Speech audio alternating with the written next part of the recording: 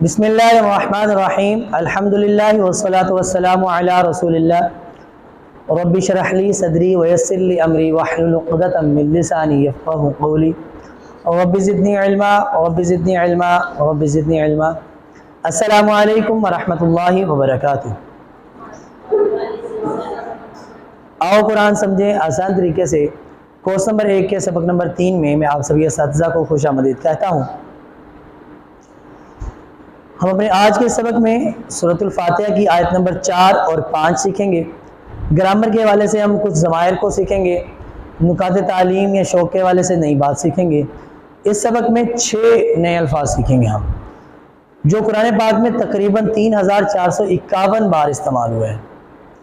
تو چلیے سبق کا آغاز کرتے ہیں۔ بسم اللہ الرحمن الرحیم۔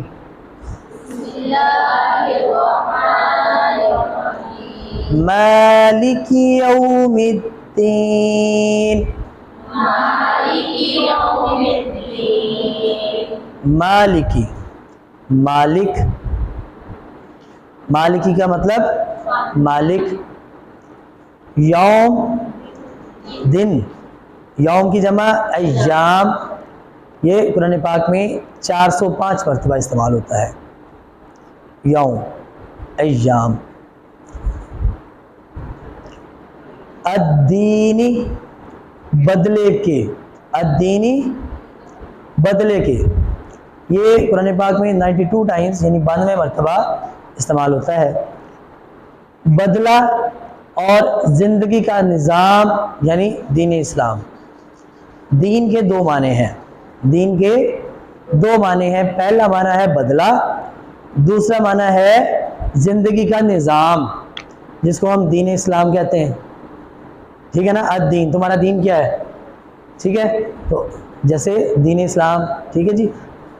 دین کسے کہتے ہیں؟ زندگی گزارنے کا، زندگی کا نظام، ٹھیک ہے، اس کو دین کہا جاتا ہے۔ دین کے 2 معنی، بدلہ یعنی اچھے کام کا اچھا اور برے کام کا برا بدلہ، اور دوسرا زندگی گزارنے کا طریقہ، جیسے کہ ایک طریقہ اسلام کا ہے۔ ٹھیک ہے جی۔ جب قیامت آئے گی صرف اللہ ہی سب کا مالک ہوگا اور اسی کی حکومت ہوگی۔ جب قیامت آئے گی صرف اللہ ہی سب کا مالک ہوگا اور اللہ کی ہی حکومت ہوگی، وہی سب کے درمیان انصاف کرے گا۔ آج بھی وہی مالک ہے، مگر اس نے امتحان کے لیے انسانوں کو کچھ اختیارات دیے ہیں، انسانوں کو کچھ اختیارات دیے ہیں۔ اس دن کے جو قیامت کا دن ہوگا، اس دن کسی کے پاس کوئی اختیار نہیں ہوگا، سارے اختیارات اللہ واپس لے لے گا، اور اس دن اختیار صرف اللہ کے پاس ہوگا۔ اس دن مالک صرف اللہ ہوگا۔ اس دن کسی کو سفارش کرنے کی اجازت نہیں ہوگی، ہاں صرف وہی سفارش کرے گا جس کو اللہ نے اجازت دی ہے۔ ذرا تصور کیجئے کہ قیامت کا دن ہی بھیانک دن ہو، کتنا ہی کیسا ہی بھیانک دن ہوگا کہ آدمی اپنے بیٹے سے، اپنی بیوی سے، اپنے بہن بھائیوں سے، باپ اور ماں کو دیکھ کر بھاگے گا۔ کیوں؟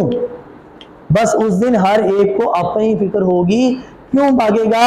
ہر ایک کو فکر ہوگی کہ یہ میرے قرابت دار ہیں، میری محبت کے رشتے ہیں، یہ بھی آج مشکل میں ہے جیسے میں مشکل میں ہوں۔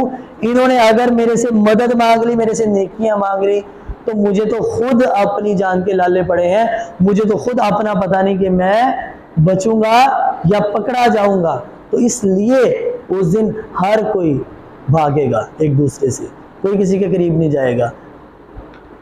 سورہ عابس میں اللہ تعالیٰ ارشاد فرماتا ہے۔ اس آیت کو پڑھتے ہوئے یہ امید رکھنی چاہیے کہ اللہ قیامت کے دن ہم پر رحم کر کے ہماری اچھائیوں کا اچھا بدلہ دے گا، اور یہ ڈر بھی ہونا چاہیے کہ اللہ کہیں ہمیں سزا مل جائے تو کیا ہوگا ہمارا، کہیں اللہ ہمیں سزا نہ دے۔ اللہ نے بغیر پوچھے ہمیں مسلمان بنایا، ہم سے پوچھا تو نہیں کہ بھئی کس گھرانے میں جانا ہے، عیسائی بننا ہے، یہودی بننا ہے، کافر بننا ہے، مشرک بننا ہے، بودھسٹ بننا ہے، سکھ بننا ہے، مسلمان بننا ہے، بتاؤ کیا بناؤں؟ بغیر پوچھے اللہ نے اپنی رحمت کرتے ہوئے ہمیں مسلمان بنایا، صرف اپنی رحمت سے۔ اب ہم اس سے معافی کا، جنت کا سوال کرتے ہیں، تو امید ہے کہ وہ ضرور قبول فرمائے گا۔ عادت نمبر 7 جو ہم نے اپنانی ہے سورۃ الفاتحہ کے حوالے سے، وہ یہ کہ کوشش ہو کہ ہر کام آخرت کو سامنے رکھتے ہوئے، ذہن میں رکھتے ہوئے، تصور میں آخرت کو رکھتے ہوئے پھر کیا جائے، اس دن کے لیے تیاری کی جائے، اپنا قیمتی وقت ضائع نہ کیا جائے۔ کیا عادت اپنانی ہے؟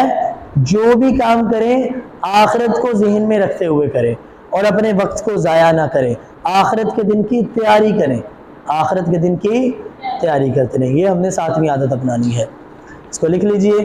اور اس تصور، احساس اور دعا کے ساتھ کہ اللہ ہی بدلے کے دن یعنی قیامت کے دن کا مالک ہے اور اس دن سارے اختیارات اللہ کے ہوں گے۔ تلاوت کیجئے، مالک یوم الدین، بدلے کے دن کا مالک ہے۔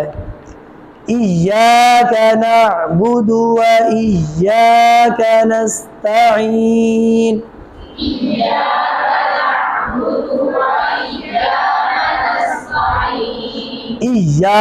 اییا کا معنی ہے ہی، اییا کا معنی کا، تیری، اییا کا تیری ہی، یہ قرآن پاک میں 24 مرتبہ استعمال ہوتا ہے، 24 ٹائمز۔ آپ لکھتے رہیں، ساتھ ساتھ نوٹس بنائیں گے تو یاد رہے گا۔ یادداشت یعنی اپنی یادداشت پر بھروسہ کریں گے تو کتنی دیر یاد رہے گا، بھول جائیں گی چیزیں۔ بہتر ہے ساتھ ساتھ لکھتے رہیں، تو آپ کو دوبارہ کسی کو آپ نے پڑھانا ہو، کسی کو بتانا ہو، نوٹس کی صورت میں کی ورڈز کم از کم لکھ لیں، کی ورڈز دیکھ کے ہی آپ کو یاد ہو جائے گا، ریمائنڈ ہو جائے گا، ٹھیک ہے جی، آپ ریوائز ہو جائے گا سوری آپ کا۔ تو لکھتے رہیں، نوٹس ساتھ ساتھ ضرور بنائیں اپنے۔ نعبدو، ہم عبادت کرتے ہیں، عابد، معبود، عبادہ۔ عابد کون ہوتا ہے؟ عبادت کرنے والا۔ معبود کون ہوتا ہے؟ جس کی، اور عبادہ جو عبادت کی جاتی ہے، جو فعل کیا جاتا ہے۔ ہم عبادت کرتے ہیں، نعبدو، یہ جو شروع میں نا ہے یہ ہم کے لیے استعمال ہوتا ہے، شروع میں جو نا ہے، نعبدو، ہم عبادت کرتے ہیں، نعبدو، ہم عبادت کرتے ہیں۔ وَإِيَّاكَ، ایاک کا معنی ہم جان چکے ہیں، واو کا معنی اور، ایاک تجھ ہی سے، وَإِيَّاكَ تجھ ہی سے، نستعین، ہم مدد چاہتے ہیں، نون جو شروع میں ہے، جیسے نعبدو کے شروع میں تھا، نستعین جو شروع والا نون ہے، ہم مدد چاہتے ہیں، نستعین، ہم مدد چاہتے ہیں۔ اس سے ہم اردو میں کچھ الفاظ استعمال کرتے ہیں، استعانت، اعانت، عون، تعاون، معاون، یہ الفاظ ہم قرآن اردو میں اور اردو بول چال میں استعمال کرتے ہیں نا جی، استعمال ان الفاظ کا۔ تو ہم مدد چاہتے ہیں، نستعین، ہم مدد چاہتے ہیں۔ اب اللہ نے ہمیں پیدا کیا تاکہ ہم اس کی بندگی کریں، یعنی عبادت کریں، جیسا کہ قرآن میں اللہ تعالیٰ فرماتا ہے، میں نے جنوں اور انسانوں کو اپنی عبادت کے لیے پیدا کیا ہے۔ اللہ تعالیٰ قرآن پاک میں ارشاد فرماتے ہیں نا، تو اب اللہ نے ہمیں پیدا کیا تاکہ ہم اس کی بندگی کریں، اس کی عبادت کریں۔ تو عبادت کیا ہے؟ اللہ کے حکم پر چلنا، اس کی نافرمانی سے بچنا، اللہ کو ایک ماننا، نماز پڑھنا، روزہ رکھنا، زکوٰۃ دینا، حج کرنا، اللہ کے دین کی طرف بلانا، علم حاصل کرنا، حلال رزق حلال کمانا، دوسروں کی خدمت کرنا وغیرہ، یہ ساری کیا ہے؟ عبادات ہیں۔ یہ ساری کیا ہے؟ عبادت کی قسمیں ہیں، یہ سب عبادت ہے۔ ان میں نماز کی بڑی اہمیت ہے، ان سب عبادات میں نماز کی بہت زیادہ اہمیت ہے، جس کو اگر کوئی نماز کو جان بوجھ کر چھوڑنے والا ہو وہ کافر بن جاتا ہے۔ نماز کو جان بوجھ کے چھوڑنے والا، جان بوجھ کے چھوڑنے والا، اور وہ دین کو گرا دیتا ہے۔ جو نماز کو جان بوجھ کے چھوڑتا ہے وہ دین کو گرا دیتا ہے۔ تو نماز کو کبھی بھی جان بوجھ کے نہ چھوڑیں۔ کوتاہی میں، لاپرواہی، مطلب فجر کے وقت سوئے رہ گئے تو نماز چھوٹ گئی، اٹھ نہیں سکے، لیکن اس کو بھی قضا ضرور ادا کریں، نماز پڑھیں، کیونکہ جب تک ہم وہ نہیں پڑھیں گے ہمارے ذمے واجب الادا رہے گی۔ اور کوشش کریں، الارم لگائیں، کسی کو کہہ دیں، بڑے کو یا کسی کو جو آپ کو جگا دے، نماز پڑھیں۔ اور جو نماز کو جان بوجھ کے چھوڑتا ہے وہ دین کو گرا دیتا ہے. ٹھیک ہے. ہم اتنے کمزور ہیں کہ اللہ کی مدد کے بغیر اپنی پیاس تک نہیں بجھا سکتے. ایسا ہی ہے. کیا پانی پینے سے پیاس بجھتی ہے؟ بعض دفعہ یہ گرمیاں ہیں، ہم اکثر ایکسپیرینس کریں گے، گلاس پہ گلاس ہم پانی کا چڑھاتے جاتے ہیں اور پیاس نہیں بجھ رہی ہوتی. کہہ رہے ہیں یار پیاس نہیں ختم ہو رہی، پیاس نہیں ختم ہو رہی، اندر جیسے کوئی آگ لگی ہوئی ہے اور پیٹ فل ہو گیا پی پی کے. ایسے ہی ہے. اس کا مطلب ہے کہ پانی پیاس نہیں بجھاتا. پانی صرف ایک سبب ہے، ایک ذریعہ ہے. پیاس اللہ بجھاتا ہے ہماری، ہمیں صبر دے دیتا ہے، سکون دے دیتا ہے. پیاس اللہ کی طرف سے بجھتی ہے. ایسے ہی ہے. ہم اللہ کی مدد کے بغیر پانی بھی تو نہیں نہ پی سکتے اللہ کی مدد کے بغیر. اگر پانی کی مثال لے رہے تو ہم پیاس جو ہے وہ بھی اللہ کی مدد کے بغیر نہیں بجھا سکتے. تو اللہ کی عبادت اللہ کی مدد کے بغیر کیسے کر سکتے ہیں؟ سمجھ آئی بات؟ ہم کوئی کام اللہ کی مدد کے بغیر نہیں کر سکتے تو اللہ کی عبادت اللہ کی مدد کے بغیر کیسے کر سکتے ہیں؟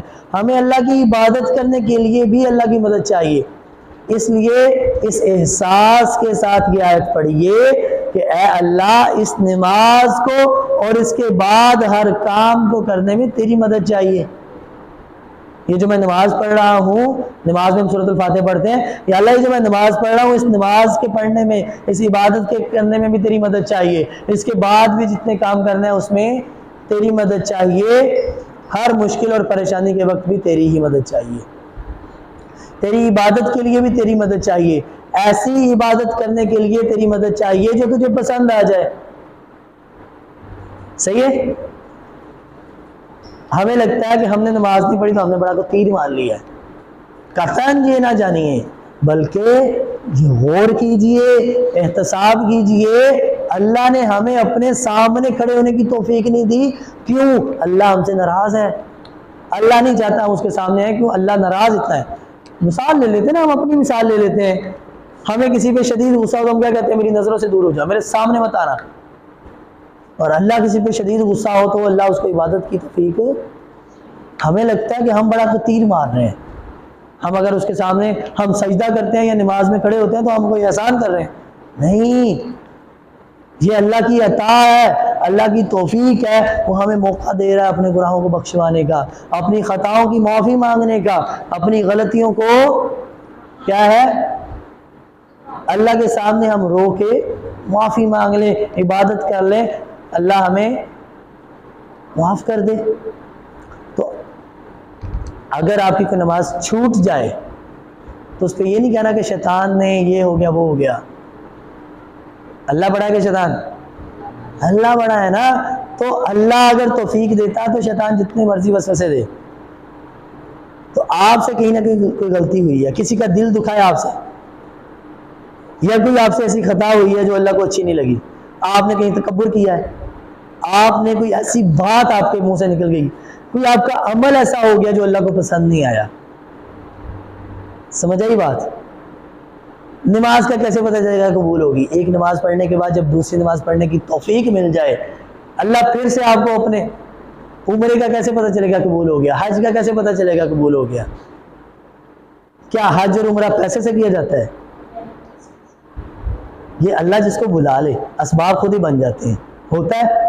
کروڑوں مثال لیں. اللہ کے بارگاہ میں حاضری کے لیے ایک دفعہ گئے، دوبارہ سے زیارت کا موقع مل گیا نا، اللہ نے دوبارہ بلا لیا، سمجھ لو پچھلا قبول ہو گیا. لیکن ایک کر کے آئے اور پھر دوبارہ ساری زندگی موقع نہیں ملا. تو کہیں نہ کہیں آپ میں کمی ہے. اپنے بارے میں سوچئے، احتساب کیجئے. کہیں نہ کہیں آپ کو اپنے آپ کو سدھارنے کی ضرورت ہے. اللہ کے حضور عاجزی کے ساتھ جھکیے، معافی مانگیے، استغفار کیجئے.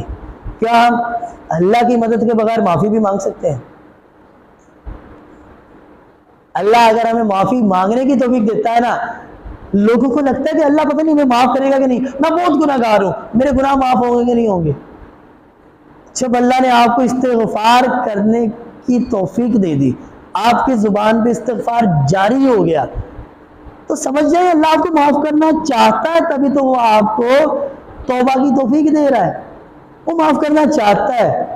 یقین رکھیے، اللہ کی رحمت پہ یقین رکھیے، اس کی پکڑ سے ڈریے بھی، اور آئندہ کے لیے عہد کیجئے کہ میں دوبارہ ایسی غلطی نہیں کروں گا، میں دوبارہ کسی کا دل نہیں دکھاؤں گا، میں دوبارہ تکبر نہیں کروں گا، یا میں دوبارہ ایسی غلطی یا گناہ اس دلدل میں دوبارہ چھلانگ نہیں لگاؤں گا، یا اللہ مجھے بچنے کی توفیق عطا فرما۔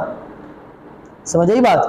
تو تیری عبادت کے لیے بھی تیری مدد چاہیے کہ ایسی عبادت کرنے کی مجھے توفیق دے جو تجھے پسند آ جائے۔ عادت نمبر 8 جو ہم نے اس سے اپنانی ہے اپنی عملی زندگی میں، کہ ہر کام میں نیت عبادت کی ہو۔ آپ جو بھی کام کریں عبادت کی نیت سے کریں۔ دراصل انسان کے 2 حصے ہیں، ہمارے 2 حصے ہیں، ایک حصہ ہے ہمارا جسم اور دوسرا ہے روح۔ جسم کو کھانا چاہیے، جسم کو خوراک کھانا چاہیے، روح کو عبادت چاہیے۔ روح کو کیا چاہیے؟ عبادت چاہیے۔ جب ہم عبادت نہیں کرتے، اللہ کا ذکر نہیں کرتے، تو ہماری روح تڑپتی رہتی ہے، بھوکی رہتی ہے، پیاسی رہتی ہے۔ ہم ظاہری یہ جو ہمارا جسم ہے اس کی بھوک کا تو خیال کرتے ہیں، اس کے لیے تو ہم کرپشن بھی کر جاتے ہیں۔ انسان دیکھیں نا، سوچیں انسان پہ جب مرنے مرانے کی بات آ جائے، کچھ میسر نہ ہو تو انسان مردار بھی کھا جاتا ہے، کھا جاتا ہے نہیں کھا جاتا؟ حلال حرام کی تمیز بھی بھول جاتا ہے، بھول جاتا ہے نہیں بھول جاتا؟ جب فاقوں میں گزر رہی ہوتی ہے، ہوتا ہے نہیں ہوتا؟ ظاہری جسم کی بھوک اور پیاس مٹانے کے لیے ہم اس حد تک گزر جاتے ہیں، جو ہماری روح بھوکی ہے، جو روح پیاسی ہے، اس کی تڑپ، اس کی بھوک مٹانے کے لیے ہم فکر نہیں کرتے۔ تو جسم کے، انسان کے 2 حصے ہیں، ایک حصہ ہے جسم، دوسرا حصہ ہے بھوک، اور دوسرا حصہ ہے روح۔ تو جسم کو چاہیے کھانا، روح کو چاہیے عبادت۔ تو جب تک اللہ کی صحیح طریقے سے عبادت نہیں کرتے ہم، روح کو سکون نہیں ملتا، روح کو سکون نہیں ملتا، یعنی اس کو کامیابی نہیں مل سکتی، اور اگر دنیا میں کچھ مل بھی جائے تو سکون نہیں ملتا۔ ہم بڑے بڑے ملینرز کو، بلینرز کو دیکھتے ہیں، وہ سلیپنگ پلز لے کے اور نیند کی دوائیاں کھا کے سو رہے ہیں، زندگی میں سکون نہیں ہے، ڈر ہے، سینکڑوں ہزاروں گارڈز ہیں، سکون نہیں ہے زندگی میں۔ ایسا ہی ہے، ایسا ہے کہ نہیں ہے؟ تو کامیابی کا مطلب یہ نہیں ہے کہ مال و دولت اکٹھا کر لیا جائے، بڑے آپ جو ہے وہ امپائرز کھڑے کر لیں، بڑی جائیدادیں بنا لیں۔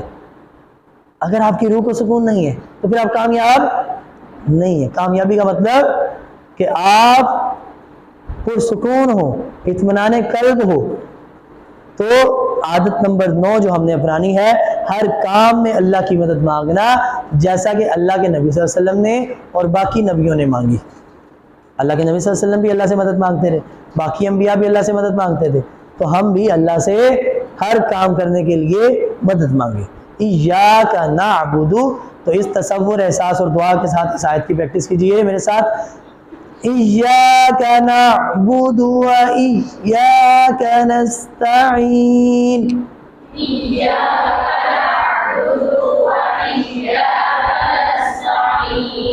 ہم صرف تیری ہی عبادت کرتے ہیں اور تجھ ہی سے مدد مانگتے ہیں۔